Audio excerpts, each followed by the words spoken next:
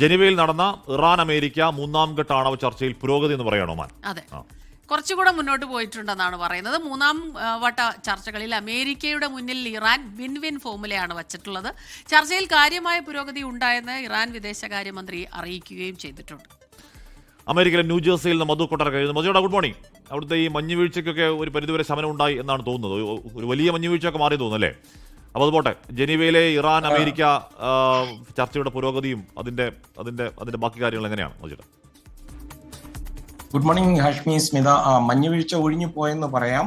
ഈ വാർത്തയിലേക്ക് വരികയാണെന്നുണ്ടെങ്കിൽ ഇതുവരെ നടന്നതിൽ ഏറ്റവും ദീർഘമേറിയ ചർച്ചയായിരുന്നു ഇന്നലെ നടന്നത്. അതായത് രാവിലത്തെ സെഷന് ശേഷം ഉച്ച കഴിഞ്ഞും ഈ ചർച്ചകൾ നീണ്ടുപോയി. അത് മാത്രമല്ല, ഈ ചർച്ചകൾ നല്ല പുരോഗതി ഉണ്ടെന്ന് ഇറാൻ വിദേശകാര്യമന്ത്രി അബ്ബാസ് അറാഖ്ചി തന്നെയാണ് മാധ്യമങ്ങളോട് പറഞ്ഞത്. അത് മാത്രമല്ല, ഈ അന്താരാഷ്ട്ര ആണവോർജ ഏജൻസിയുടെ മേധാവി റാഫേൽ ഗ്രോസി ഈ ചർച്ചകളിൽ വളരെ സജീവമായി പങ്കെടുത്തു. അതുകൊണ്ട് തന്നെ ഇതിന്റെ ടെക്നിക്കൽ സൈഡുകളൊക്കെ ആ ചർച്ചകളിൽ വിശകലനം ചെയ്യുവാൻ ഇത് ഏറെ സഹായിച്ചു എന്ന് പിന്നെ അറാഖ്ചി തന്നെ മാധ്യമങ്ങളോട് പറയുകയും ചെയ്തിട്ടുണ്ട്.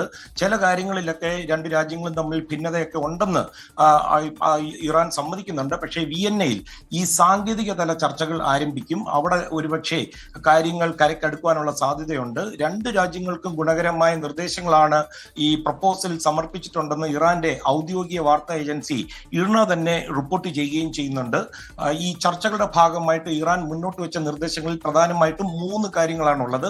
ഒന്ന്, 60% സമ്പുഷ്ടീകരിച്ച യുറേനിയം രാജ്യത്തിന്റെ അകത്ത് തന്നെ നിലനിർത്തിക്കൊണ്ട് അവ ഡൈല്യൂട്ട് ചെയ്യിപ്പിക്കാൻ തയ്യാറാണെന്ന് ഇറാൻ അറിയിച്ചിട്ടുണ്ട്. രണ്ടാമതായി, US കമ്പനികൾക്ക് ഇറാനിലെ എണ്ണവാതക മേഖലകളിൽ വലിയ നിക്ഷേപത്തിന് അവസരം ഒരുക്കാമെന്ന് പറഞ്ഞിട്ടുണ്ട്. മൂന്നാമത്തേതാണ് ഏറ്റവും പ്രാധാന്യമുള്ളത്, അമേരിക്കയിൽ നിന്ന് പുതിയ വിമാനങ്ങൾ വാങ്ങുവാനുള്ള താല്പര്യവും അറിയിച്ചിട്ടുണ്ട്.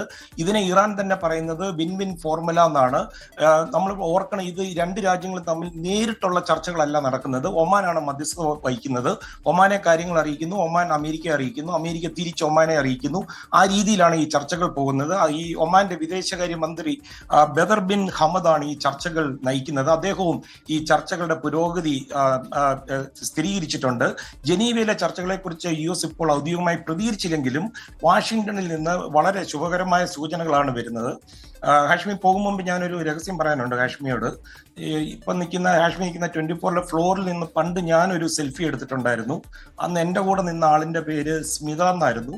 തൽക്കാലം ഇത് എസ്കാൻ അറിയണ്ട, വിവാദവുമാക്കണ്ട. ലോകത്തെവിടെയായാലും ഏത് സമയത്തും 24 വാർത്തകളും ഓഗ്മെന്റഡ് റിയാലിറ്റി പാക്കേജുകളും എക്സ്പ്ലെയിനറുകളും വിശദമായി കാണാൻ ഞങ്ങളുടെ യൂട്യൂബ് ചാനൽ നിങ്ങൾക്ക് സബ്സ്ക്രൈബ് ചെയ്യാം.